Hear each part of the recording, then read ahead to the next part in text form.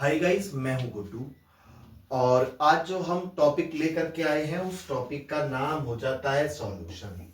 क्या हो जाता है? सॉल्यूशन। ये कोई टॉपिक नहीं है, ये पूरा एक चैप्टर है 12th क्लास की फर्स्ट बुक का फर्स्ट चैप्टर। यहां से हम लोग सॉल्यूशन चैप्टर से जितना भी मटेरियल आपके एग्जाम के पॉइंट ऑफ व्यू से इंपोर्टेंट हो जाता है उनके बारे में आज हम लोग डिस्कस करेंगे। और ये class UP board, CBSE board दोनों के लिए इंपोर्टेंट होगी। दोनों भाषाओं में ये आपको मिलने वाली है। पीडीएफ भी आपको दोनों भाषा में मिलेगा और यहाँ पे भी आपको दोनों भाषा में कराया जाएगा।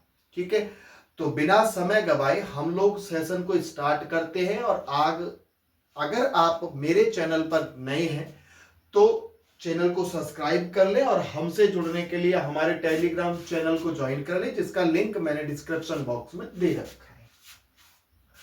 तो चलिए शुरू करते हैं आज का सेशन। ठीक है, शुरू करते हैं आज का सेशन, जिसमें आपका हो जाता है सॉल्यूशन से। सबसे पहली बात बिना समय को गवाए हुए हम लोग इसके बारे में बात करेंगे कि सर सॉल्यूशन होता क्या है। सॉल्यूशन क्या होता है सर, उसके बारे में हम लोग यहां पे बात करेंगे सबसे पहले। ठीक है, तो सबसे पहले देखा जाए सॉल्यूशन क्या होता है तो आप लोग सॉल्यूशन को जानते हैं। हिंदी इंग्लिश दोनों में नोट्स है और दोनों ही बोर्ड के लिए इंपोर्टेंट होने वाली है, बहुत ज्यादा इंपोर्टेंट होने वाली है। क्लास आप पूरी देखिएगा, आपको सॉल्यूशन चैप्टर में कोई एक सिंगल डाउट नहीं रहेगा, कोई एक सिंगल डाउट कि सर वो डाउट होता क्या है। सबसे पहली बात आती है सॉल्यूशन, जिसे हम हिंदी में क्या कहते हैं? बिलियन कहते हैं। बिलियन का क्या केस है सरकार? दो या दो से अधिक शुद्ध पदार्थों का एक समांगी मिश्रण होता है जिसके सापेक्ष अनुपात को सीमित सीमा के भीतर या फिर अंदर बदला जा सकता है। तो सरकार आपका सॉल्यूशन क्या है? सॉल्यूशन सरकार आपका हो जाता है, ये हो गया ए और ये हो गया आपका बी।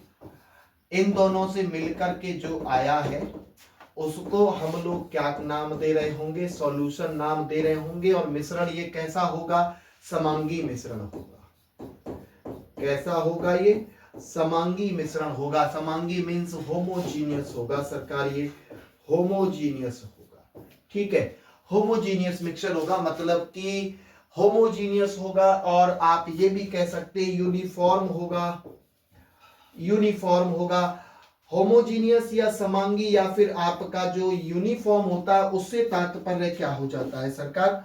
उससे मतलब क्या होता है कि कोई भी सॉल्यूशन है, अगर मेरे पास में ये एक सॉल्यूशन है इसमें और इसमें कोई सॉल्यूट भी है, मतलब विलय भी है, इसका यहां से टेस्ट करो, यहां से टेस्ट करो, यहां से टेस्ट करो, कहीं से भी आप इसे टेस्ट करो, स्वाद कैसा होगा सरकार? इसका स्वाद समान होगा, मतलब कि सेम टेस्ट होगा। उसी को हम लोग क्या कहते हैं? होमोजीनियस कहते हैं, समांगी कहते हैं, या फिर उसे अपन लोग क्या कहते हैं?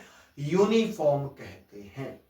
तो यहां तक की बात क्लियर कि सॉल्यूशन क्या होता है? सॉल्यूशन दो या दो से अधिक सब्सटेंस जो आपके तत्व हैं उनके समांगी मिश्रण को हम लोग क्या कहते हैं? सॉल्यूशन या फिर विलयन कहते हैं। दूसरी बात इसी में आ जाती है सरकार, दूसरी बात इसमें क्या आ जाती है कि जब विलयन के दो घटक होते हैं तो उसमें द्विआधारी विलयन होता है। देखिए, द्विआधारी मतलब ये कह रहा है कि सर अगर आपके पास में कोई एक ऐसा सॉल्यूशन है, सॉल्यूशन के टाइप्स की बात की है मैंने यहाँ पे, तो मैं यहाँ पे कुछ सॉल्यूशन की बात ले लेता हूं। जैसे मैंने कहा कि सरकार मेरे पास में a प्लस बी से मिला हुआ सॉल्यूशन है और मेरे पास में a प्लस बी प्लस सी से मिला हुआ सॉल्यूशन है और मेरे पास में a plus B plus C plus D से मिला हुआ सॉल्यूशन है। चलिए मैं 3 की बात कर लेता हूं, इसमें 3 में भी आपको कोई दिक्कत नहीं होगी भाई, आगे जो भी होगा उसे आप लोग देख लीजिएगा। ठीक है, तो ऐसा सॉल्यूशन क्या होता है? इसको कहा जाता है बाइनरी, इसको कहा जाता है ट्राइनरी, और इसको कहा जाता है क्वाडिनरी। मतलब द्विअंगी इसको नाम दिया गया है। क्या नाम दिया गया है इसको? द्विअंगी। इसको नाम दिया गया है त्रिअंगी, त्रिअंगी। और इसको नाम दिया गया है भैया चतुरंगी। ठीक है, इसको क्या कहा जाता है? टेट्रानरी, टेट्रानरी इसको नाम दिया गया है। मतलब सॉल्यूशन को क्लासिफाई किया गया है कॉन्स्टिट्यूएंट पार्टिकल्स के आधार पर। मतलब कि तत्वों के आधार पर उसको क्या किया गया है? क्लासिफाई किया गया है कि सरकार सॉल्यूशन कितने प्रकार के होंगे। तो सॉल्यूशन अभी हम यहाँ पे 3 टाइप के देखे, क्योंकि सॉल्यूशन कम से कम 2 लोगों से तो मिलकर बना होगा, और जब 2 लोगों से मिलकर बना होगा तो उसको द्विअंगी कहेंगे, त्रिअंगी कहेंगे और चौरंगी कहेंगे। ठीक है साहब, चौरंगी।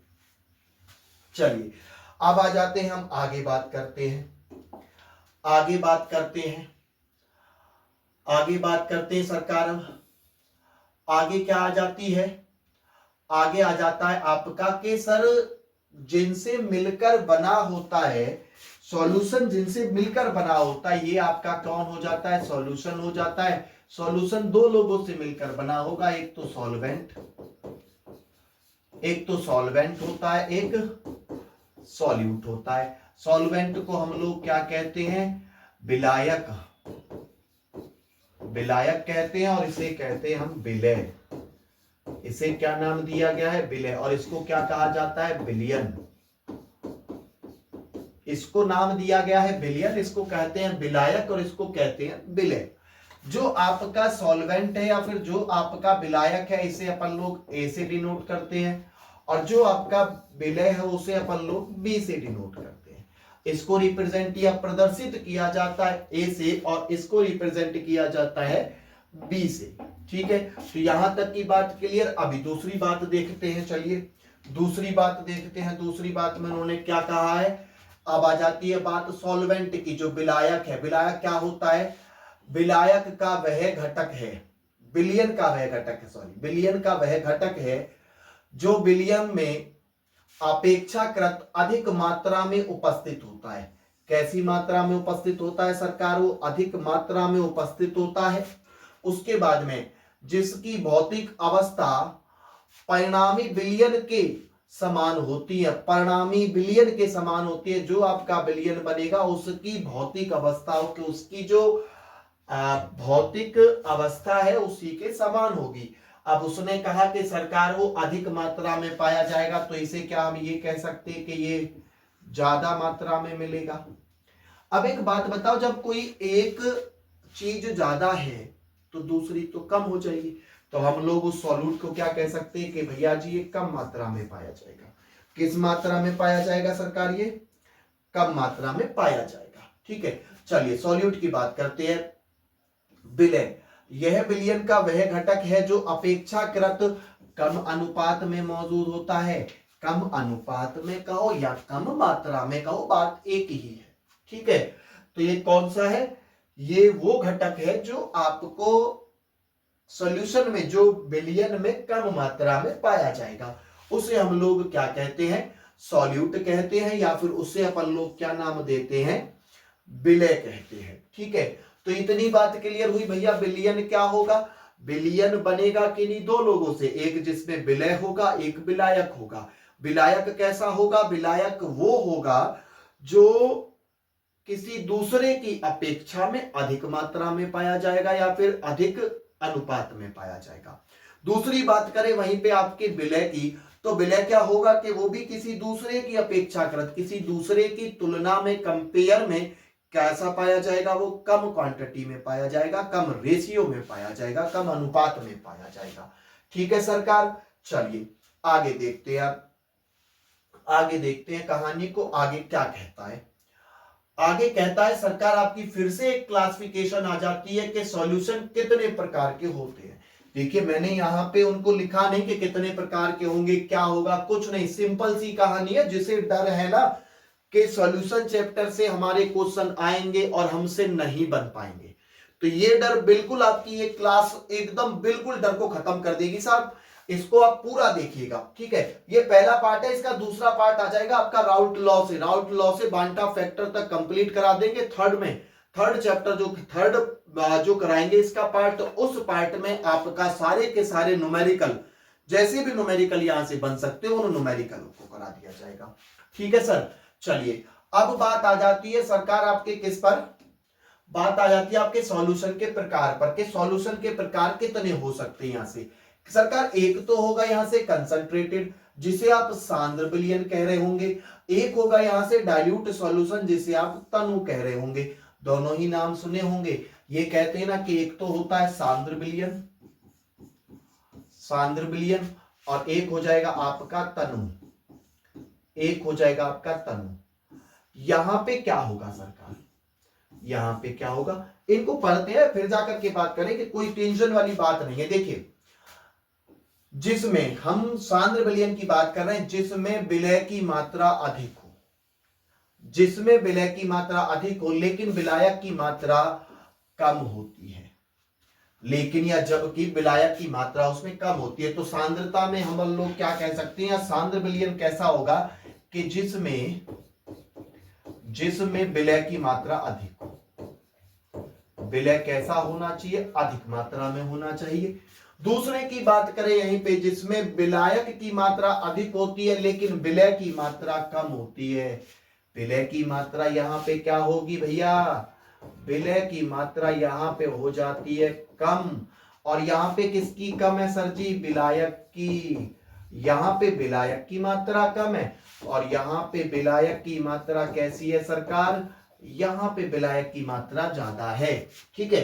तो सांद्र विलयन क्या होगा, जिसमें विलय की मात्रा ज्यादा और विलयन की मात्रा कम होगी।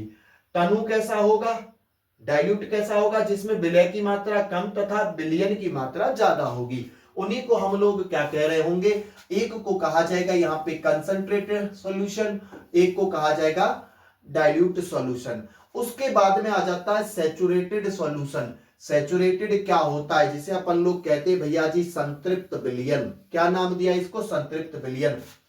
किसी विलयन को संतृप्त तब कहा जाता है जब वह किसी दिए गए तापमान और दाब पर, तापमान और दाब पर विलायक की दी गई मात्रा में विलय की अधिकतम मात्रा को धारण कर सके। क्या कह रहा है सरकार, सुन लीजिएगा, एक और बार सुन लीजिएगा कि जो सैचुरेटेड सॉल्यूशन है सॉरी, जो सैचुरेटेड सॉल्यूशन है वो क्या होगा, संतृप्त विलयन क्या होगा।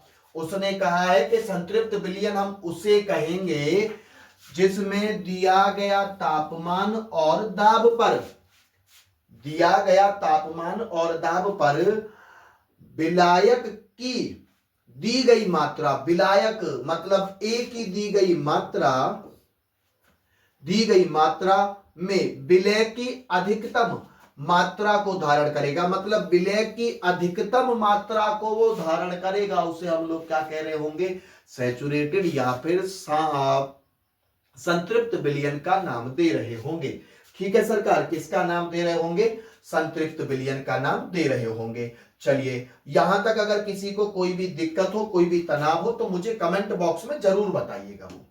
ठीक है सर, कमेंट बॉक्स में जरूर बताइएगा। अब बात आ जाती है आपके सॉल्युबिलिटी की, बात आ जाती है सॉल्युबिलिटी की सरकार के। जब आपका कोई सॉल्यूशन बना है, कोई सॉल्यूशन बना है, कोई एक आपके पास में सॉल्यूशन है, सॉल्यूशन के दो पार्ट हैं, एक आपका ए है मैं बता चुका हूं, एक आपका बी है। इसे हम लोग क्या कहते हैं, विलायक, इसे हम लोग क्या कहते हैं, विलय,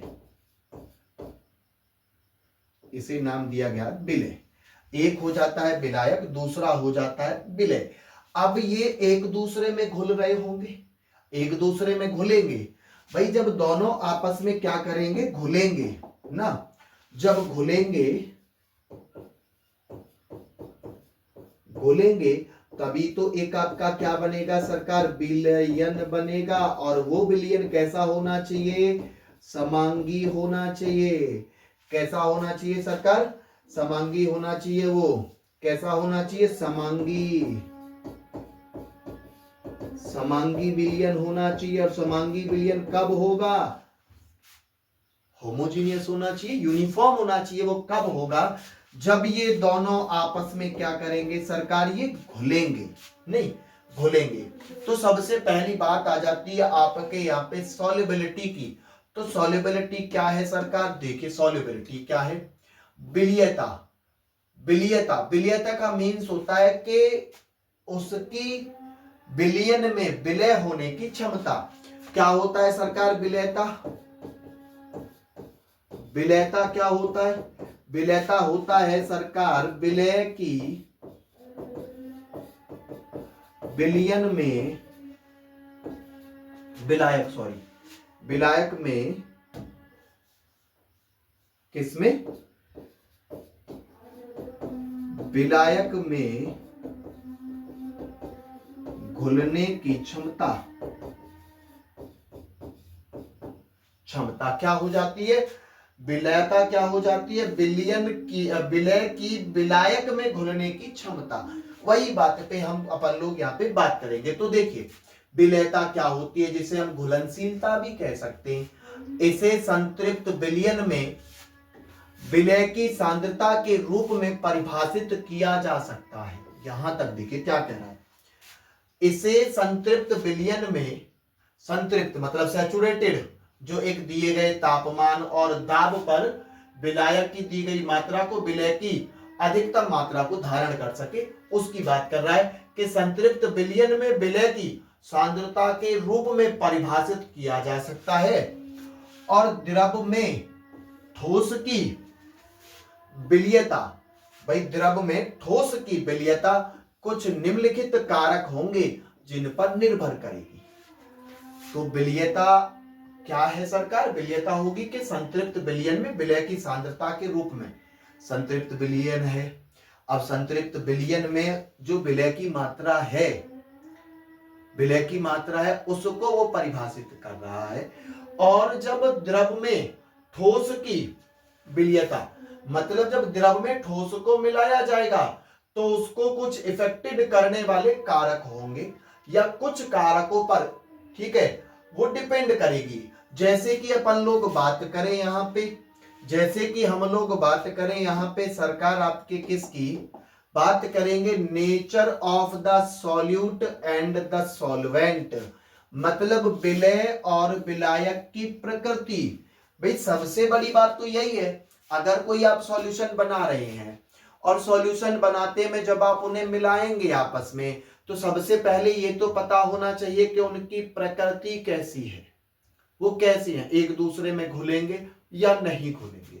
ठीक है, तो सबसे पहली बात क्या हो जाती है? Nature of the solute and the solvent, विलय और विलायक की प्रकृति। अब देखिए सरकार विलय और विलायक की प्रकृति, यहां पे कुछ नोट पॉइंट्स हैं, उनको अपन लोग एक बार पढ़ लेते हैं। किसी द्रव में ठोस की विलयता को निम्नलिखित चरणों द्वारा समझा जा सकता है। भाई कुछ चरण दे रखे हैं, उनके माध्यम से हम लोग द्रव में जो घुल रहा है ना आपका सॉलिड, उसको हम यहाँ पे समझने की या समझाने की आपको कोशिश करते हैं। ठीक है, तो चलिए सबसे पहली आ जाती है यहाँ पे आपका लैटिस एनर्जी। इसको आप एक बार देख लीजिएगा। अंतराण्विक क्रिया की बात की गई है, सॉल्वेंट सॉल्वेंट के बीच में, सॉल्यूट सॉल्यूट के बीच में, और ज्यादा कुछ नहीं है यहाँ पे। ठीक है, तो हम यहाँ पे सबसे पहले देखेंगे सरकार लैटिस एनर्जी। और लैटिस एनर्जी क्या होती है? देखिए लेटेस्ट या फिर लेटिस एनर्जी होगी यहाँ पे ना, इसको एक बार आप देख लीजिएगा, जिसे हम कहते हैं विलय की नवीनतम ऊर्जा।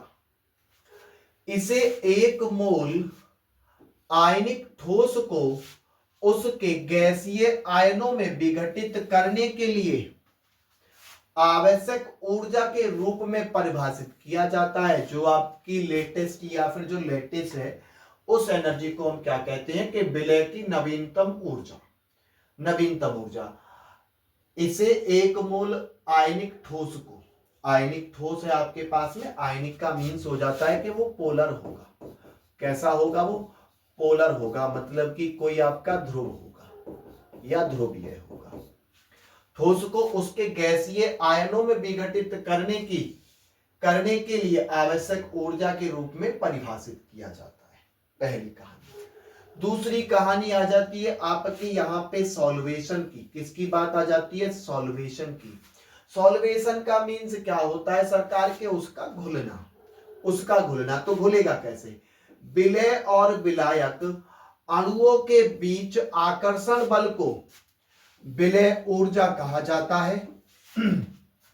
यदि विलायक जल है तो मुक्त होने वाली ऊर्जा को जलयोजन ऊर्जा कहते हैं। देखिए, विलय और विलायक है, उनके अणुओं के बीच में कुछ आकर्षण होगा, उस आकर्षण बल को विलय ऊर्जा कहा जाता है। कि मान लीजिए कि यहाँ पे एक ए है और ये यहाँ पे बी है। ए बी मैं आपको बता चुका हूं, जब इन दोनों के बीच में कोई आकर्षण होगा, उस आकर्षण को हम लोग क्या नाम दे रहे होंगे सरकार? उस आकर्षण को हम नाम दे रहे होंगे विलय ऊर्जा। विलय ऊर्जा कहा जाता है। यदि विलायक जल है तो मुक्त होने वाली ऊर्जा को जलयोजन ऊर्जा कहते हैं। यदि विलायक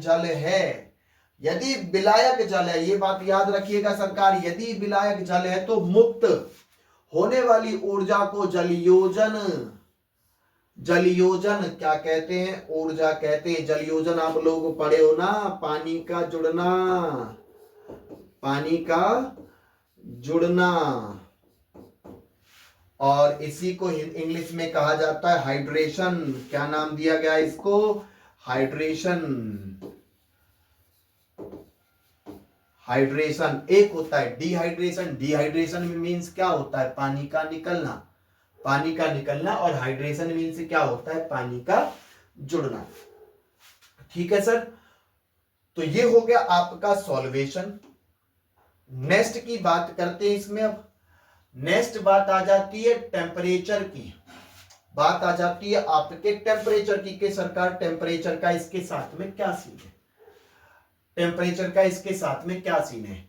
टेम्परेचर तापमान संतृप्त विलयन, अघुलनशील विलय और घुलित विलय के बीच में संतुलन को दर्शाता है।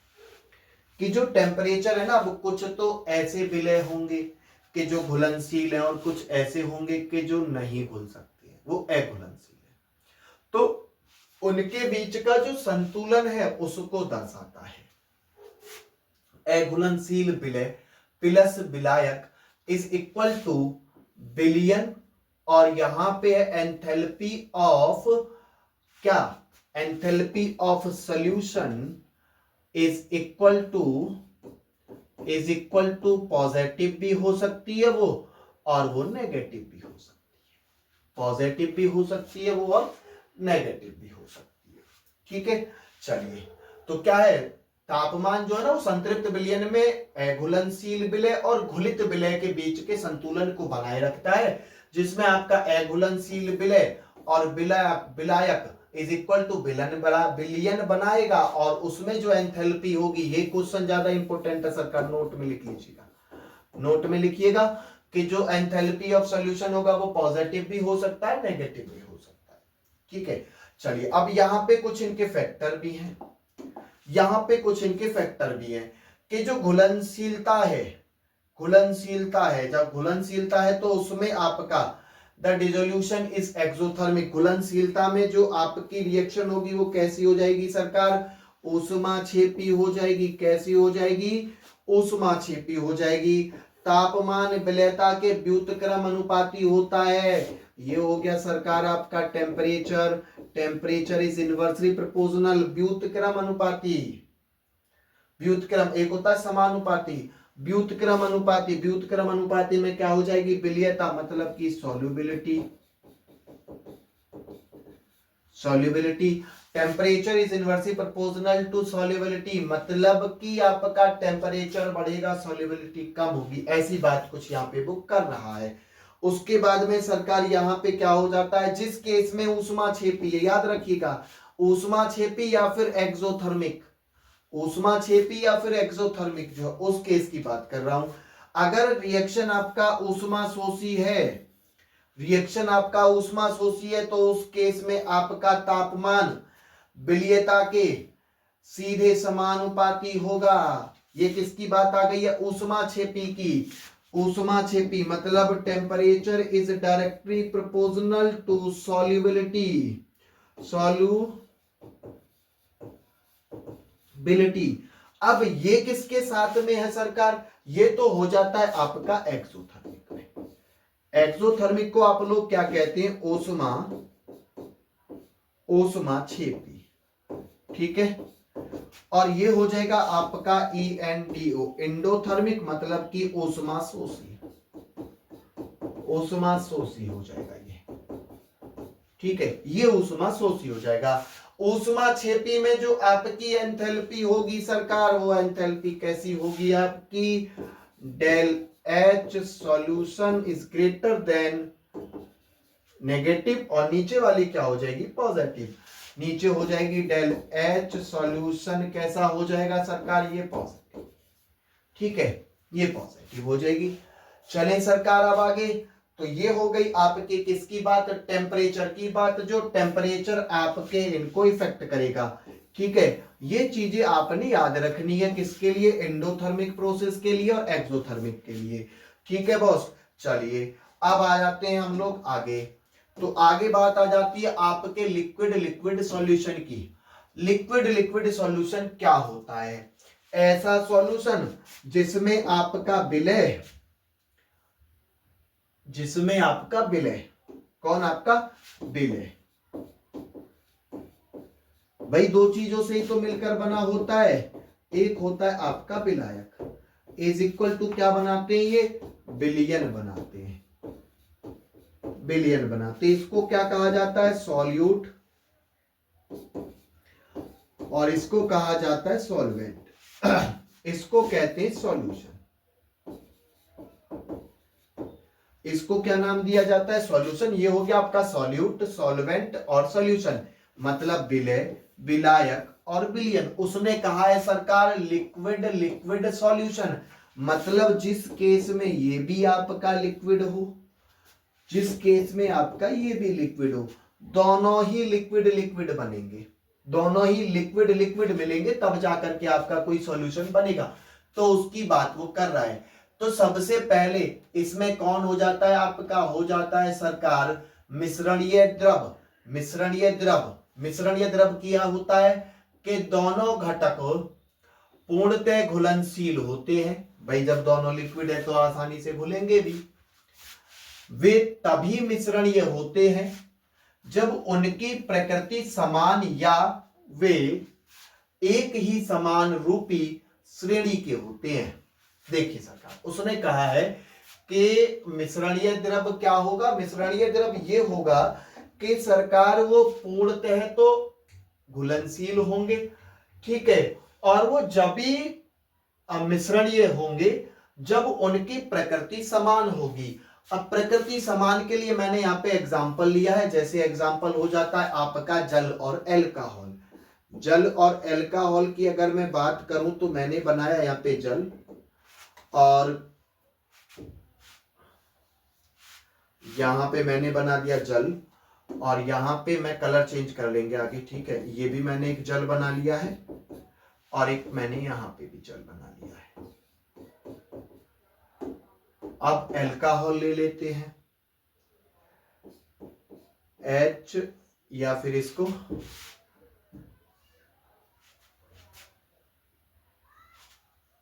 यहां पे रहेगा R,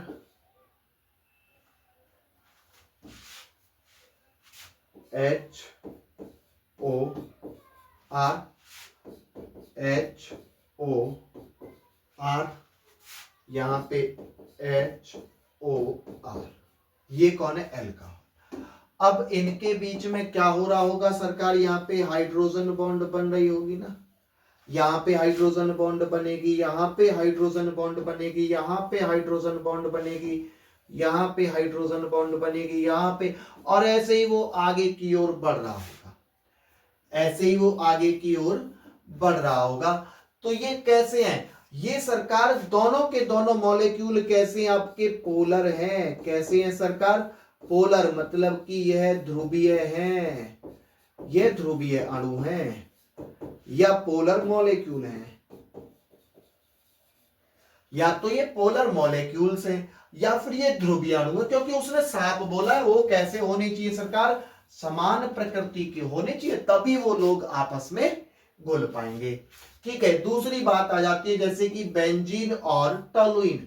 बेंजीन और टोलुइन ये कैसे हैं? दोनों एक ही समरूप श्रृंखला से संबंधित हैं, दोनों ही एक रूप से श्रृंखला से संबंधित है। जैसे अगर मैं बात करूं यहाँ पे बेंजीन की, तो बेंजीन कुछ ऐसे होती है कैसे होती है बेंजीन? कुछ बेंजीन का क्या स्ट्रक्चर है सरकार? बेंजीन का ये है। और टोलुइन का क्या हो जाता है सरकार? टोलुइन का ये है, लीजिए ये टोलुइन हो जाती है। तो दोनों के दोनों समान रूप से हैं, समान रूप से या समान श्रृंखला से संबंधित हैं, तो एक जैसी या एक समान प्रकृति के होंगे तो उन्हीं के बीच में आपका कौन होगा सरकार? लिक्विड लिक्विड सॉल्यूशन, जिसमें पहला हो जाता है आपका मिश्रणीय द्रव। कौन सा हो जाता है? मिश्रणीय द्रव। चलिए, और एक और बात बता दूं मैं यहाँ पे आपको, अगर आप कहने लगे नोट पॉइंट में, हम इस चीज को याद रखेंगे कि हमने कहा कि सरकार एक तो अपने पास में पोलर है, मतलब कि एक तो आपके पास में ध्रुवीय है, और एक आपके पास में कैसा है? नॉन पोलर है। कैसा है? नॉन पोलर है, मतलब कि अध्रुवीय है, अध्रुवीय है। तो क्या ये भी मिश्रणीय सॉल्यूशन बनाएंगे? मिश्रणीय बनाएंगे? ये नहीं, ये नहीं बनाएंगे, क्योंकि यहां पे दोनों की दोनों प्रकृति अलग हो गई है। ये पोलर है और ये नॉन पोलर है। ठीक है सर, आशा करता हूं अभी तक की जो मैंने आपको पढ़ाया है वो सभी आपके समझ में आया होगा, और नोट्स जरूर बना लीजिएगा। ये नोट्स आपके एग्जाम के लिए एकदम रामबाण इलाज होगा साहब, कि जो मैं यहां पे कराऊंगा आपको, जो मैं कराऊंगा वो आप पढ़ के चले जाओ। आपके केमिस्ट्री का डर आपके दिमाग से, आपके दिल से बिल्कुल बाहर हो जाएगा कि आप उसमें फेल भी होंगे, केमिस्ट्री में फेल भी होंगे। बिल्कुल नहीं होने देंगे सरकार। बस इसको आप अच्छे से पढ़ के जाइएगा, अच्छे से इसके नोट्स बना लो। ठीक है, चलिए दूसरी कहानी हो जाता है सरकार, जो आंशिक रूप से घुलनशील द्रव, आंशिक रूप से घुलनशील द्रव की बात कर रहा है। द्रव लिक्विड में, द्रव में तो क्या होता है? यह तभी होता है जब एक द्रव अंतर आणविक बल दूसरे द्रव से अधिक होता है। अंतर आणविक बल सरकार ये रहा इंट्रामोलेक्युलर फोर्स दूसरे द्रव से अधिक होता है। हालांकि घुलनशीलता तापमान बढ़ने के साथ बढ़ती है। मतलब कि यहाँ पे वो जो बात कर रहा है वो ये कह रहा है कि सरकार अगर आपका टेम्परेचर बढ़ेगा, किसमें? ये कर रहा है आपका आंशिक रूप से घुलनशील द्रव में। अगर आपका टेम्परेचर बढ़ेगा तो उसकी जो सॉल्युबिलिटी है वो बढ़ेगी। ठीक है, घुलनशीलता तापमान बढ़ने के साथ में बढ़ती है।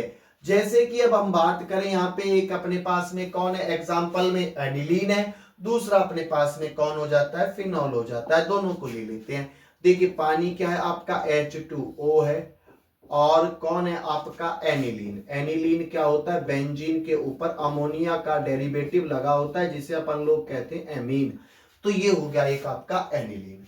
दूसरे की बात अगर हम लोग करें, दूसरा कहा उसने फिनॉल और पानी के लिए, फिनॉल और पानी। तो सरकार फिनॉल कौन होता है? कि सरकार आपकी जो बेंजीन है, उस बेंजीन के ऊपर OH लगा हुआ है और उसमें आपने जोड़ दिया है पानी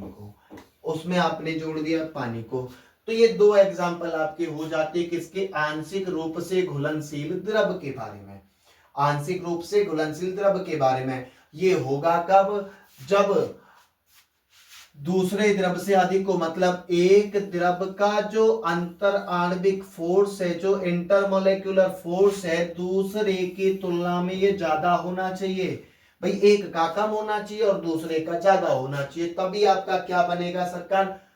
बनेगा आपका आंशिक रूप से घुलनशील द्रव। चलिए नेक्स्ट बात कर लेते हैं बॉस इसकी। नेक्स्ट क्या आता है इसका? नेक्स्ट आ जाता है इसका अमिश्रणीय द्रव।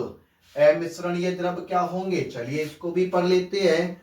दो घटक पूरी तरह से अघुलनशील होते हैं। ऐसा तब होता है जब द्रव ध्रुवीय होता है और दूसरा अध्रुवीय। मतलब कि अभी बताए थे ना कि अघुलनशील कब बनेगा। हमने कहा कि एक तो आपके पास में पोलर है, एक तो आपके पास में पोलर है, मतलब कि एक तो आपके पास में ध्रुवीय अणु है और दूसरा क्या है आपके पास में नॉन पोलर है। कैसा है आपके पास में? नॉन पोलर है। नॉन पोलर मतलब कि अध्रुवीय है, अध्रुवीय है। अब ये इससे नहीं मिलेगा, हो ही नहीं सकता भाई। पोलर पोलर के साथ में ही तो मिलेगा, पोलर पोलर के साथ में मिलेगा। और इसका क्या है? वो नॉन पोलर ले लो सरकार, नॉन पोलर ले लीजिए। लेकिन पोलर नॉन पोलर के साथ में घुलनशील नहीं होगा। उस केस में क्या बनाएगा? ये अमिश्रणीय द्रव बनाएगा। जैसे कि हम लोग ले सकते हैं यहाँ पे कार्बन टेट्राक्लोराइड प्लस जल, carbon tetrachloride CCl4 plus H2O, पहली चीज। दूसरा क्या ले सकते हैं यहाँ पे? Kerosene plus water. केरोसिन एक तेल है सरकार, उस तेल को ले लीजिए और पानी में मिला लीजिए। ठीक है, अब चलें आगे। तो ये हो गया आपका सॉल्युबिलिटी के आधार पर भाई वो कितने टाइप के हैं। ठीक है, चलिए अब हम लोग बात करते हैं सरकार आपके गैस लिक्विड सॉल्यूशन की। किसकी बात करते हैं? Gas liquid solution. मैंने सॉल्यूशन का, जहां तक मैं जानता हूं, मैंने सॉल्यूशन का कुछ ऐसा पोस्टमार्टम किया है मेरे भाई, जिससे कि आपकी जो बोर्ड की कहानी है ना, बोर्ड की जो कहानी, आप ये सोच रहे होंगे कि सरकार बोर्ड में सॉल्यूशन से क्या आएगा। आप, मैं दावा दे रहा हूं कि आप मेरी ये पीडीएफ पढ़ के जाएं। ये जो वीडियो आप इसे पूरा देखें, इसके तीनों पार्ट देखें। फर्स्ट पार्ट यहां पे मैंने हेनरी तक कराया है। हेनरी के बाद में मैं आगे बात कर रहे होंगे किसकी?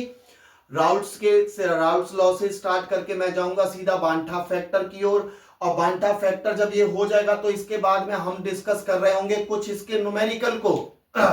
और जब आप मेरे से कहिएगा कि भैया मैंने आपका जो लेक्चर है वो किया और उसके बाद में मेरे से क्वेश्चन नहीं बन रहे, फिर आप मेरे से कहना कि भैया ये मेरे से क्वेश्चन नहीं बन रहे, तब मैं बताऊंगा कि हाँ कैसे नहीं बन रहे।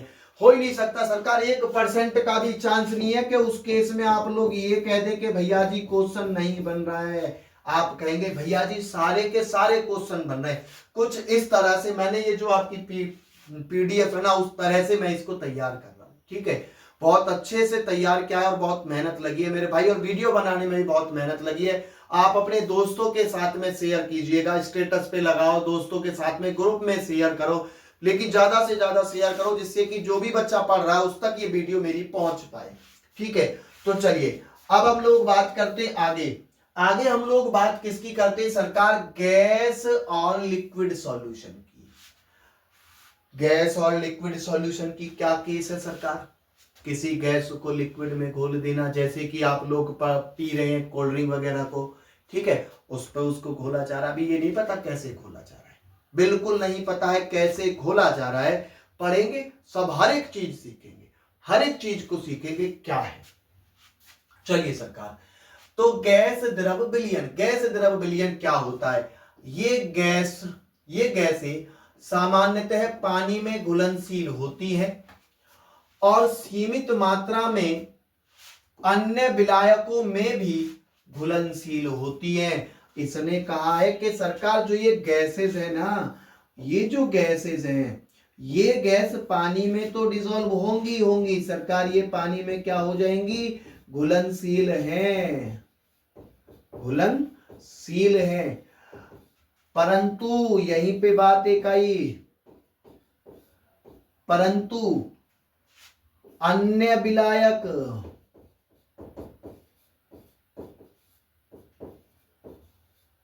अन्य विलायक जो हैं उनके साथ में भी ये घुलनशील हैं, उनके साथ में भी कैसे हैं सरकार? ये घुलनशील हैं। कैसे है सरकार? ये घुलनशील है। घुलन लिख रहे हैं, लय लिख देते हैं बार बार हम, पता ना क्या ही है। घुलनशील है ये, ठीक है सरकार, ये घुलनशील है। उन्होंने कहा कि घुलनशील होती है। हालांकि घुलनशीलता निम्न कारकों पर निर्भर करती है। अब देखिए हो गई ना बात स्टार्ट। उसने कहा कि सरकार ये पानी में तो घुलनशील है, उन्होंने कहा कि ये सरकार पानी में तो घुलनशील है, परंतु अन्य विलायकों के साथ में भी घुलनशील होंगी ये गैसें। लेकिन कुछ निम्नलिखित कारक होंगे, कुछ निम्नलिखित कारक होंगे सरकार के, जिन पर आपकी ये जो घुलनशीलता है पानी से अलग विलायकों में, उनके कारक होंगे जिन पर ये निर्भर करेगी। जैसे सबसे पहली बात आ जाती है सर आपके गैस के नेचर की। भाई जो घुल रहा है, घुल कौन रहा है? यहाँ पे गैस ही तो घुल रही है, तो गैस यहाँ पे सॉल्यूट है, मतलब कि विलय है, तो विलय घुल रहा है। तो nature of gas, nature of gas क्या है सरकार? गैस की प्रकृति। आसानी से घुलने वाली गैस या गैसें आमतौर पर सामान्य विलायकों में अधिक घुलनशील होती हैं। क्या कहा है? आसानी से घुलने वाली जो गैसें हैं, आसानी से घुलने वाली जो गैसें हैं आमतौर पर सामान्य विलायकों में वो घुलनशील होती है, अधिक घुलनशील होती है। चलिए दूसरी बात आ जाती है, गैस का नेचर हो गया। दूसरी बात आ जाती है आपके नेचर ऑफ लिक्विड की, मतलब कि द्रव्य की प्रकृति कैसी होती है। वे गैस जो विलयन में आसानी से आयन बनाती है, आयन बनाती है, अन्य विलायकों की तुलना में जल में अधिक घुलनशील होती है। बात समझे कुछ? उसने यहां पे कहा कि सरकार अगर हम गैस के नेचर की बात करें, गैस के नेचर की बात करें तो जो गैसें घुलनशील होती हैं, घुलने वाली होती है ना, वो आमतौर पर सामान्य विलायकों में अधिक घुलनशील होंगी।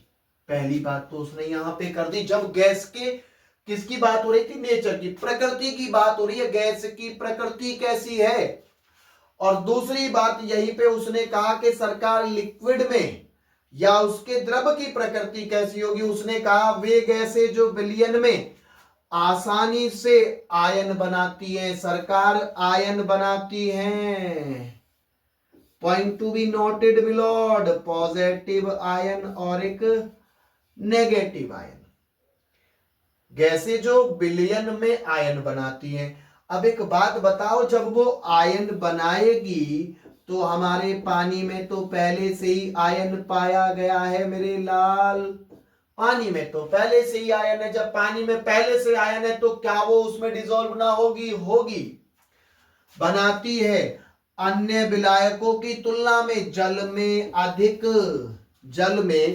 अधिक घुलनशील होती है, जल में अधिक घुलनशील होती है। जैसे कि बात करें हम यहाँ पे HCl जो कि गैसियस स्टेट में है और पानी हो गया, तो वो क्या कह रहा है कि सरकार HCl गैसियस स्टेट में है तो सरकार HCl तो टूट जाएगा, H positive plus Cl negative में, इसमें टूट जाएगा। और पानी आपके पास में है ही यहाँ पे। अब पानी के पास में इनके पास नेगेटिव आयन है और इनके पास में अपनी लोन पेयर बियर लाला, और तब ये क्या मिलके बन जाएंगे सरकार? H3O पॉजिटिव बन जाएगा, H3O पॉजिटिव बन जाएगा। Cl यहां से निकल गया बाहर, आसानी से बैठा है बेचारा, वो पानी में घुल गया, क्या ही करना है उनका। तो जो आयनों में जितना आसानी से टूटेगी ना, उतना तेजी से वो पानी में डिसॉल्व होगी, उतना तेजी से वो पानी में डिसॉल्व होगी। इसके कुछ और भी फैक्टर हैं बॉस, इसके और भी फैक्टर है। ऐसा नहीं है कि मैंने एक ही पे बात की है, ऐसा कुछ नहीं है सरकार के मैं एक ही टॉपिक पे बात कर रहा हूं। मैं बॉस बात कर रहा हूं, इसका आगे है, ये नीचे तापमान हिंदी में आगे है। ठीक है, ठीक है, तापमान आगे है। चलिए मैं हिंदी वाला ही ले लेते, कोई दिक्कत नहीं। वैसे देखो इंग्लिश में ऊपर दे रखा है टेम्परेचर का, एंट्रोपी भी आपको दे रखी है, डिसोल्यूशन भी आपको दे रखा है, एंथैल्पी भी आपको दे रखी है, एक्सोथर्मिक कब होगी, ली चार्टले प्रिंसिपल भी आया था एक। ठीक है, चलिए तापमान की बात करते हैं। ऐसा कुछ नहीं यहाँ पे कि मैंने एक दो टॉपिक को इसमें इन्वॉल्व किया, मैंने यहां तक जितने भी इंपोर्टेंट टॉपिक हो सकते हैं आपके एग्जाम के लिए, वो सब मैंने यहां पे इसमें इन्वॉल्व किया है इस पीडीएफ में। पीडीएफ अगर आपको लेना है ना, तो आप मुझे टेलीग्राम चैनल पे क्या कर दीजिएगा, मैसेज कर दीजिएगा, मैं वहां पे डाल देंगे उसको, या फिर आप मुझे डायरेक्ट कॉल भी कर सकते हैं। ठीक है, चलिए सरकार, अब बात आ जाती है आपके टेम्परेचर की। भाई टेम्परेचर तो हर एक जगह चल रहा है, तो तापमान क्या है? तापमान है, तापमान वरीयता के व्युत्क्रम अनुपाती होता है सरकार। दूसरी वाली बात है, याद रखिएगा, दूसरी वाली बात आ चुकी है कि जो आपका टेम्परेचर है, temperature is inversely proportional to solubility.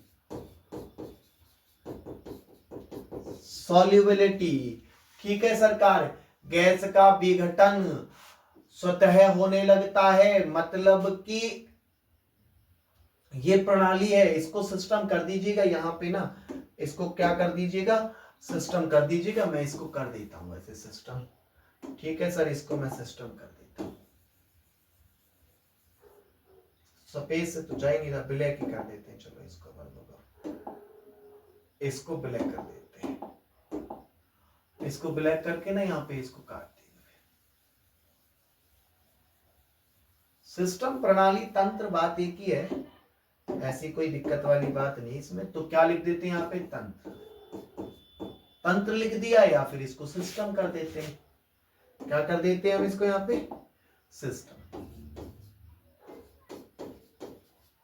इसको या फिर अपन लोग यहाँ पे सिस्टम कर देते हैं। ठीक है बॉस, चलिए आगे हम लोग देखते हैं कि जो आपकी एंट्रोपी होगी, एंट्रोपी अगर आपका घटती है, एंट्रोपी अगर आपका घटती है, तो वहां पे वो रिएक्शन कैसी हो जाएगी सरकार, स्पॉन्टेनियस हो जाएगी, मतलब खुद से होने लगेगी। क्या होने लगेगी, खुद से होने लगेगी, खुद से होने लगेगी। और जब वो रिएक्शन खुद से होने लगेगी ना, तो उस केस में जो एंथैल्पी ऑफ सॉल्यूशन होगा, एंथैल्पी ऑफ सॉल्यूशन होगा, वो कैसा होगा सरकार, आपका नेगेटिव हो जाएगा, क्योंकि जीरो बड़ा है। और उसी केस में आपकी रिएक्शन कैसी हो जाएगी बॉस, ऊष्माक्षेपी हो जाएगी। ठीक है, अब एक और प्रिंसिपल आए थे, आपने पढ़े होंगे, ले चैटेलियर सिद्धांत के अनुसार ऊष्माक्षेपी अभिक्रिया में तापमान में वृद्धि विपरीत प्रक्रिया को बढ़ावा देती है, इसलिए तापमान बढ़ने पर गैस की घुलनशीलता कम हो जाती है। उनने कहा कि जो ले चैटेलियर जो नियम था, सिद्धांत था, उनने कहा था कि ऊष्माक्षेपी जो अभिक्रिया है ना, अभिक्रिया में जो ताप में वृद्धि है, वो आपके विपरीत प्रक्रिया को बढ़ावा देती है। जैसे वो विपरीत प्रक्रिया को बढ़ावा देगी ना, तो उसी केस में आपका जो टेम्परेचर है वो सॉल्युबिलिटी के इनवर्सली प्रोपोर्शनल हो जाएगा। बात क्लियर यहां तक की? चलिए अब हम लोग देखते हैं आगे। अब हम लोग देखते हैं इससे आगे, प्रेशर की बात आ जाती है बहुत सारे। वाह, प्रेशर की बात आ गई सरकार। तो प्रेशर क्या है, प्रेशर को हम लोग हिंदी में कहते हैं सरकार दबाव। क्या कहते हैं, दबाव। तो दाब द्रवों में गैसों की घुलनशीलता को प्रभावित करने वाला एक महत्वपूर्ण कारक है। जो प्रेशर है ना, जो दाब है, वो आपकी गैस की घुलनशीलता के लिए एक महत्वपूर्ण कारक बन जाता है। ठीक है, महत्वपूर्ण कारक बन जाता है। यह हेनरी के नियम द्वारा नियंत्रित होता है सरकार। अब देखिएगा कहां से पैदा हुआ है हेनरी, कहां से पैदा हुआ है हेनरी? तो हेनरी पैदा हुआ है गैस लिक्विड सॉल्यूशन से, गैस लिक्विड सॉल्यूशन से आपका हेनरी पैदा हुआ है और उन्हीं ने कहा है कि जो आपका दबाव है, जो आपका दाब है, वो गैस लिक्विड सॉल्यूशन के लिए एक इंपॉर्टेंट या महत्वपूर्ण कारक बन जाता है और उसको नियंत्रित कौन करेगा? उसको नियंत्रित कर रहे होंगे आपके हेनरी साहब। कौन नियंत्रित कर रहे होंगे? आपके हेनरी साहब। तो वह आपका सेकंड वाला जो पॉइंट है वो स्टार्ट हो चुका है, जिसका नाम है सरकार Henry law. Henry law start हो चुका है। तो आइए बात करते हैं अब हेनरी लॉ की, कि हेनरी क्या कहते हैं और क्या करते हैं हेनरी साहब। चलिए हेनरी की बात करते हैं। अरे क्या हुआ ये? हेनरी की बात करते हैं। बड़ा ही अच्छा साइंटिस्ट हुआ था सरकार, बहुत बढ़िया साइंटिस्ट हुए थे। ठीक है, चलिए हेनरी क्या कहते हैं? हेनरी का नियम कहता है, यह बताता है कि स्थिर ताप पर अगर टेम्परेचर आपका कैसा है सरकार? कांस्टेंट टेम्परेचर पर किसी द्रव में गैस की विलयता उस गैस के कण के सीधे समानुपाती होती है। बॉस क्या होती है? समानुपाती होती है। उनने कहा कि सरकार जो प्रेशर है, प्रेशर इज डायरेक्टली प्रोपोर्शनल हो जाएगा किसके? गैस के कण के दबाव के। मतलब कि मैंने कहा वो एक्स है भाई, गैस का जो कण है वो एक्स है और एक्स इज डायरेक्टली प्रोपोर्शनल हो जाएगा प्रेशर के। फिर उन्होंने कहा कि सरकार जब ये साइन हटेगा तो क्या आएगा कि P इज इक्वल टू के एच और X आ जाएगा। अब यहां पे K और H कौन है? तो मैंने इसको भी इंडिकेट कर रखा होगा कहीं ना कहीं, लेकिन फिर भी हम इसको लिख देते हैं। इसको कहा जाता है हेनरी कांस्टेंट। क्या कहा जाता है? हेनरी कांस्टेंट या फिर हेनरी नियतांक कहते हैं इसको। हेनरी नियतांक कहते हैं इसको बॉस, के एच को। ठीक है, तो उन्होंने कहा कि यह बताता है कि स्थिर तापमान पर अगर आपका टेम्परेचर कांस्टेंट है तो किसी द्रव में गैस की विलयता उस गैस के कण के दबाव के सीधे समानुपाती होती है। चलिए, उन्हें कहा हेनरी के नियम का सबसे अधिक प्रयुक्त रूप यह बताता है कि वाष्प अवस्था में किसी गैस का दबाव मतलब P बिलियन में गैस के मोल अंश मतलब कि ये X के समान अनुपात होता है, समान अनुपाती होता है। इससे इस प्रकार व्यक्त किया जा सकता है, जो अपन लोग यहाँ पे किए हुए हैं। यहाँ पे गलत मिस प्रिंट हो चुका है, इज इक्वल टू के एच और यहाँ पे हो चुका है आपका X। ठीक है, ये हो चुका है। तो सरकार हेनरी ने क्या बताया? हेनरी ने बता दिया जो आपको बताना था कि स्थिर टेम्परेचर होगा, मतलब जो तापमान है वो अगर आपका कांस्टेंट है तो उस केस में जो आपके गैस के कण का दबाव जो है, गैस के कण का जो दबाव है उसके समानुपाती हो जाएगा आपका प्रेशर।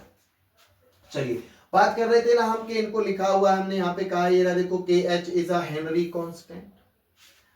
ठीक है, ये हो जाता है हेनरी कांस्टेंट। क्या हो जाता है सरकार? ये हेनरी कांस्टेंट हो जाता है, हेनरी स्थिरांक हो जाता है। सॉरी, हम लोग वहां पे नियतांक लिख दिए, तो इसको स्थिरांक कर दीजिए।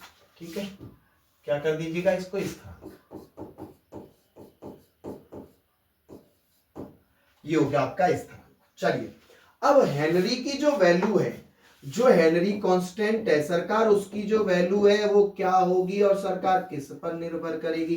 तो ये भी देखिए, इसका मान विलय की प्रकृति, विलायक की प्रकृति और तापमान पर निर्भर करती है।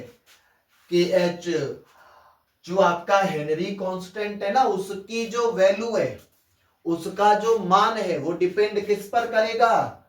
विलय की प्रकृति कैसी प्रकृति का है, विलायक की प्रकृति किस प्रकृति का है, और सरकार वहां पे आपका टेम्परेचर कैसा है, उन पर आपका डिपेंड करेगा कौन?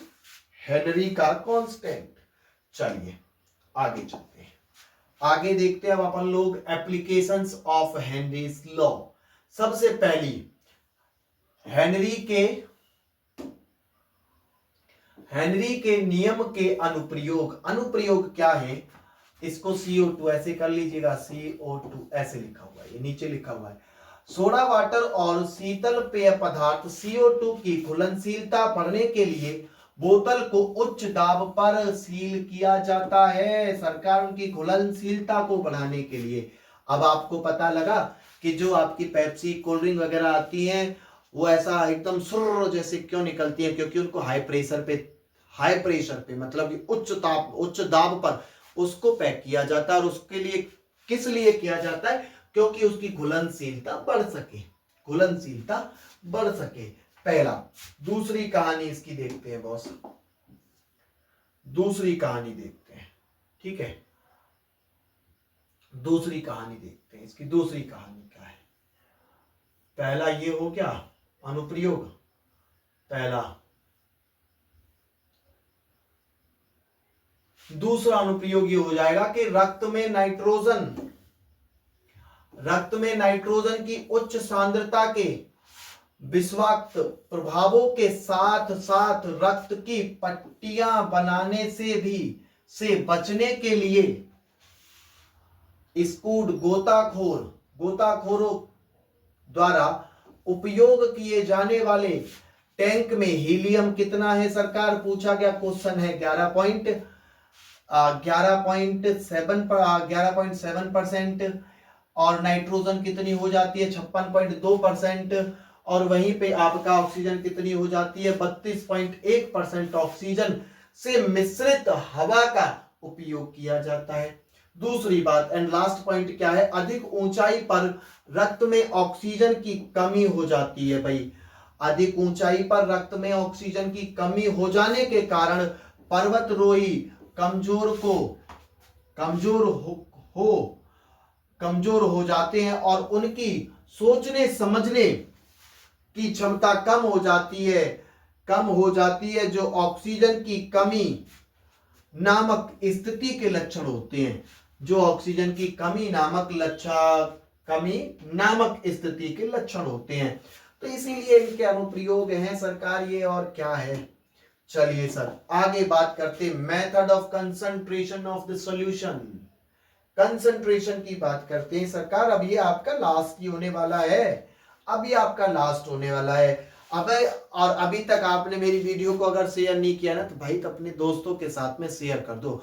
बहुत एकदम इतना मस्त वाला कंटेंट है ना बॉस कि आपके जो आपका 12th क्लास का बच्चा पेपर देने जा रहा है और जिसे घबराहट हो रही है कि हाँ मेरा क्या होगा, मैं पास हो पाऊंगा नहीं हो पाऊंगा, बिल्कुल निडर होकर के चला जाए। जितना करा देंगे, जो पीडीएफ आपको यहां पे करा देंगे या जो पीडीएफ हम आपको दे देंगे उस पीडीएफ से बाहर कुछ आना ही नहीं, कोई मतलब ही नहीं बनता है सरकार।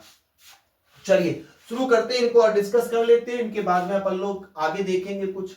सबसे बड़ी बात आ जाती है अब यहाँ पे सरकार विलयन की सांद्रता व्यक्त करने की विधियां। विलयन की सांद्रता व्यक्त करने की मतलब की method of concentration of solution कैसे कैलकुलेट करते हैं। तो सरकार कंसंट्रेशन ऑफ टर्म्स को रखा गया है कुछ टाइप्स में, जैसे मैं आपको यहां पे बता दूं। पहला हो जाता है कंसंट्रेशन को हम लोग कैलकुलेट कर रहे होंगे सरकार जी मास परसेंटेज से। दूसरा हो जाता है सरकार आपका वॉल्यूम परसेंटेज। तीसरा हो जाता है सरकार आपका मास वॉल्यूम परसेंटेज। चौथा हो जाता है सरकार आपका पीपीएम। पांचवा हो जाता है आपका मोल फ्रैक्शन। छठा हो जाता है सरकार आपका मोलारिटी और सातवां हो जाता है आपका मोलालिटी। कुछ ये टर्म्स है आपके जिनसे आप किसी भी सॉल्यूशन की कंसंट्रेशन को कैलकुलेट कर सकते हैं। मतलब उसे ये बता सकते हैं कि वो कंसंट्रेटेड है, मतलब कि सांद्र है। स्टार्टिंग में किए थे ना कि सांद्र और तनु, तो बता सकते हैं कि वो सांद्र है या तनु है। ठीक है, तो चलिए सरकार सबसे पहला देखते, सबसे पहला कौन सा है। सबसे पहला हो जाता है सरकार आपका मास परसेंटेज। तो मास परसेंटेज में क्या है, इसे बिलियन के प्रति 100 ग्राम विलय के द्रव्यमान के रूप में परिभाषित किया जाता है। परिभाषित किया जाता है। फॉर्मूला क्या है इसका सरकार? मास ऑफ सॉल्यूट, मतलब कि मास माने द्रव्यमान हो गया ना, तो किसका? सॉल्यूट मतलब आपके विलय का, और सरकार टोटल मास ऑफ सॉल्यूशन, नीचे आ जाएगा आपका सॉल्यूशन का मास, इनटू आपने कर देना यहाँ पे 100, क्योंकि बात परसेंट की है। ठीक है, चलिए इसको रिप्रेजेंट किया जाता है सरकार आपके वेट बाय वेट, ये इसकी यूनिट भी हो जाती है। ठीक है, उसके बाद में वॉल्यूम बाय वॉल्यूम आ जाता है। तो वॉल्यूम बाय वॉल्यूम क्या है? इसे संभवतः बिलियन के प्रति 100 ग्राम मिलीलीटर में विलय की मात्रा के रूप में परिभाषित किया जाता है। विलय की मात्रा अगर प्रति 100 ग्राम मिली ml में, ठीक है, तो इसका फॉर्मूला क्या हो जाता है सरकार? इसका फॉर्मूला हो जाएगा आपका, देखो ये लिखा हुआ वॉल्यूम ऑफ सॉल्यूट, मतलब कि विलय का आयतन, विलय का आयतन और सरकार बिलियन का आयतन, बिलियन का आयतन गुणा में आप यहाँ पे कर देंगे 100, यूनिट क्या हो जाएगी? Volume by volume percentage. कहानी खत्म इसकी। नेक्स्ट आ जाता है आपका mass by volume percent. Mass by volume percent देखिए ये है, कहां गया मास बाय वॉल्यूम परसेंट? ये आ गया। मास बाय वॉल्यूम परसेंट क्या है आपका? मास बाय वॉल्यूम परसेंट होगा आयतन प्रतिशत के अनुसार इसे बिलियन के प्रति 100 ग्राम 100 ml में विलय के द्रव्यमान के रूप में परिभाषित किया जाता है। फॉर्मूला क्या है सरकार? ऊपर आ जाएगा आपका मास ऑफ सॉल्यूट, मतलब सॉलिड में है तो mass of solute, mass of solute आ जाएगा। नीचे क्या आ जाएगा सरकार? Volume of solution into 100। इसकी यूनिट क्या हो जाएगी सरकार? वेट ऊपर तो ऊपर रखो, वॉल्यूम नीचे, ही हो गया इसकी यूनिट सरकार। ठीक है, चलिए नेक्स्ट कहानी किसकी आ जाती है? पीपीएम की आ जाती है। पीपीएम का क्या है सरकार? यह बिलियन के प्रति 10 लाख भागों में एक घटक का भाग होता है, उसे पार्ट्स पर मिलियन कहा जाता है। इसका फॉर्मूला क्या हो जाएगा? इसका फॉर्मूला हो जाएगा number of the part of the component upon total number of parts of all component of the solution into 10 की पावर 6। ठीक है, अब आ जाती है सरकार यहाँ पे मोल फ्रैक्शन की बारी। किसकी आ जाती है? मोल फ्रैक्शन की बारी आ जाती है सरकार। किसकी बारी आ जाती है? अब यहाँ पे आपके मोल फ्रैक्शन की बारी आ जाती है। चलिए मोल फ्रैक्शन को देखते हैं क्या है मोल फ्रैक्शन। देखो सरकार, मोल फ्रैक्शन क्या है? मोल अंश को बिलियन में उपस्थित सभी घटकों के कुल मोलों की संख्या के सापेक्ष एक घटक जैसे विलय या फिर विलायक के मोलों की संख्या के अनुपात के रूप में परिभाषित किया जाता है। जैसे कि मैं बात करूं आपसे, कोई मेरे पास में कौन है? सॉल्यूशन है।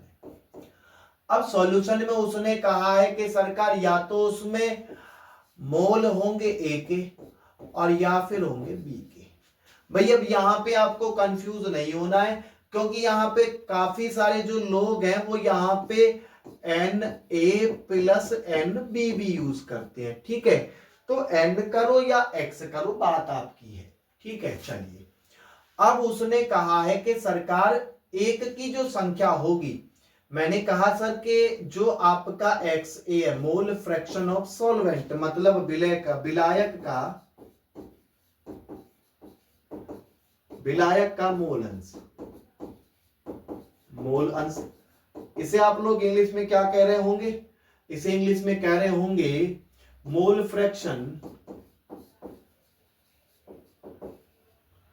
Fraction of solvent. तो सरकार XA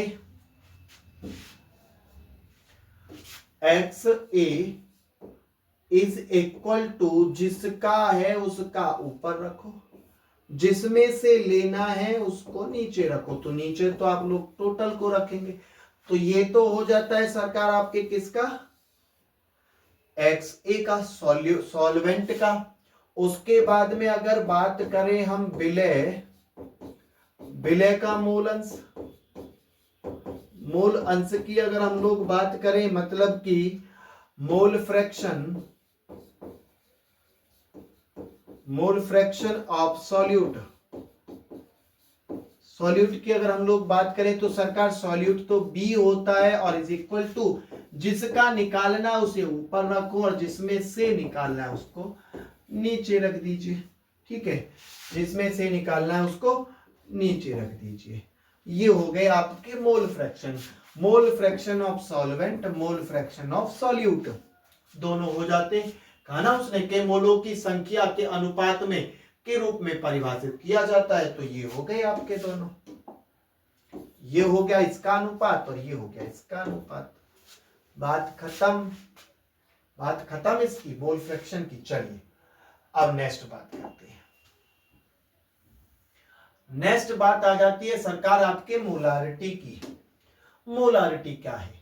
मोलारिटी को सरकार हम कैपिटल M से डिनोट करते हैं और ये क्या होती है? 1 लीटर बिलियन में घुले विलय के मोलों की संख्या के रूप में परिभाषित किया जाता है कि जो 1 लीटर है, 1 लीटर विलय है और उसमें जो घुला हुआ विलय है, सॉरी 1 लीटर जो विलायक है 1 लीटर बिलियन में घुले हुए, it is defined as number of moles of solute is dissolved in 1 liter solution, solution. जो 1 लीटर बिलियन है उस बिलियन में कितने मोल विलय है, कितने मोल विलय है, उसी को हम लोग क्या कहेंगे? उसको हम लोग कहेंगे मोलारिटी। इसका फॉर्मूला क्या है सरकार? मोल्स ऑफ सॉल्यूट, मतलब विलय के मोल अपॉन में volume of solution in litre. देखिए ये क्या है? Mole of SOLUT solute upon नीचे क्या है सरकार? इसके वॉल्यूम ऑफ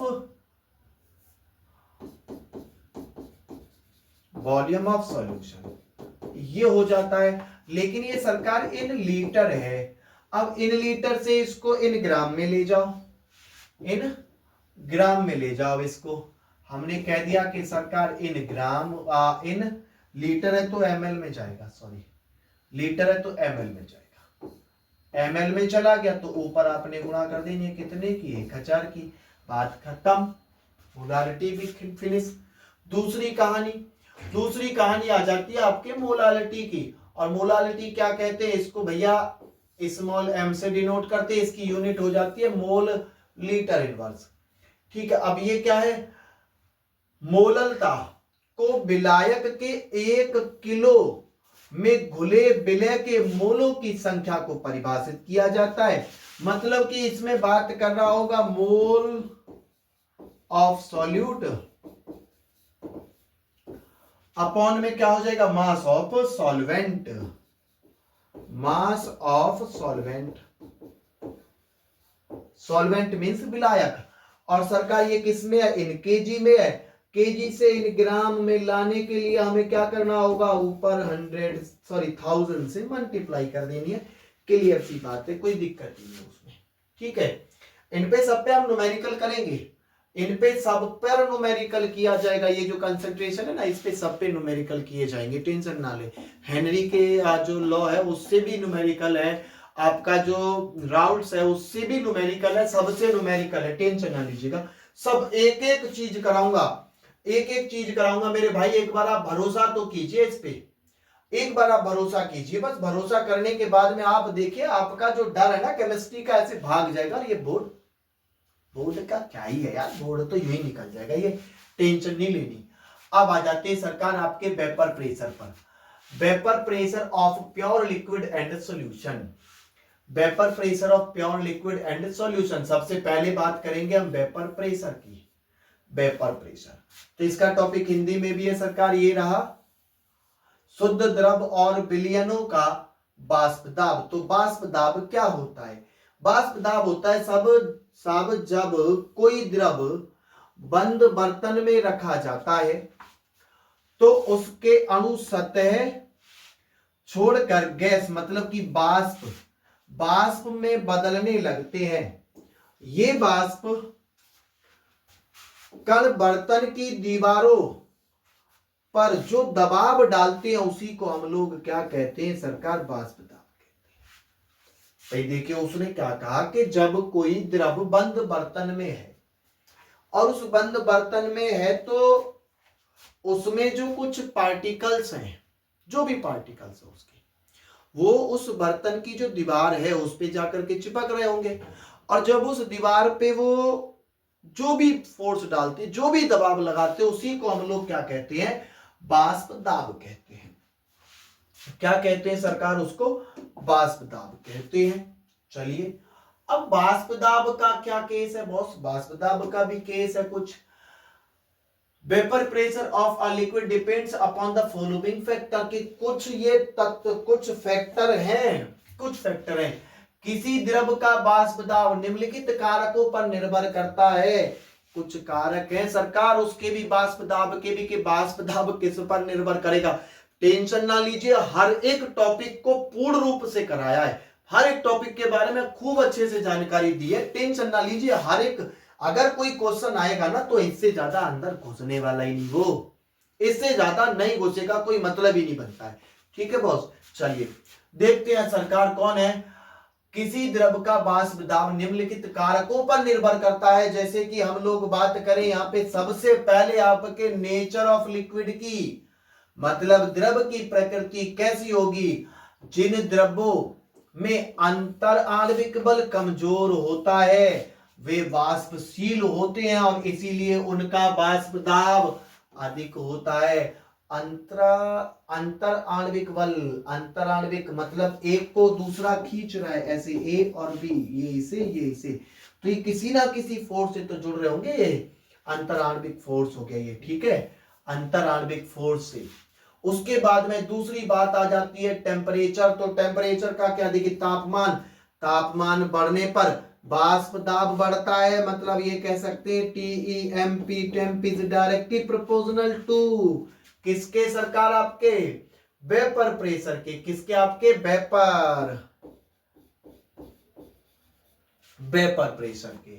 ठीक है, वेपर प्रेशर के डायरेक्टली प्रोपोर्शनल होगा। चलिए उसके बाद में नेक्स्ट, क्योंकि अणुओं की गतिज ऊर्जा बढ़ जाती है सरकार, हम लोग क्या कह सकते हैं कि temperature is directly proportional to kinetic energy, गतिज ऊर्जा। कौन सी भैया जी? गतिज ऊर्जा बढ़ जाती है और अधिक अणु वाष्प अवस्था में चले जाते हैं। क्या कहा कि सरकार टेम्परेचर बढ़ने पे वेपर प्रेशर बढ़ेगा, और उसका कारण क्या होगा? क्योंकि टेम्परेचर बढ़ेगा तो काइनेटिक एनर्जी बढ़ेगी, मतलब गतिज ऊर्जा बढ़ जाएगी। चलिए अणुओं के बीच आकर्षण जिसे कहा जाता है इंटरमोलेक्युलर फोर्स, कमजोर अंतराण्विक बल, जैसे कि एसीटोन में अधिक किसमें पाया जाएगा? अधिक वाष्प दाब देते हैं। कमजोर होगा तो अधिक ही देंगे, अभी बता चुके हैं। जबकि मजबूत बल जैसे कि पानी में हाइड्रोजन बॉन्डिंग, वो कम दाब देंगे।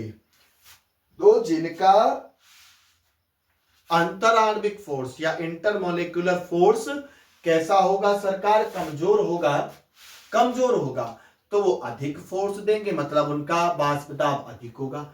और जिनका इंट्रामोलेक्युलर फोर्स या अंतराण्विक बल ज्यादा होगा वो फोर्स कम देंगे, वो दबाव कम देंगे।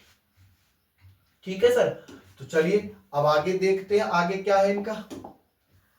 आगे देखते हैं सरकार, आगे आपका कुछ नहीं है, आगे आपका हो चुका है पूरा भैया जी ये आपका टॉपिक। तो मैंने यहाँ पे कवर किया है, मैंने यहाँ पे जो आपका कवर किया है सरकार, मैंने कवर किया है आपका सॉल्यूशन से लेकर के,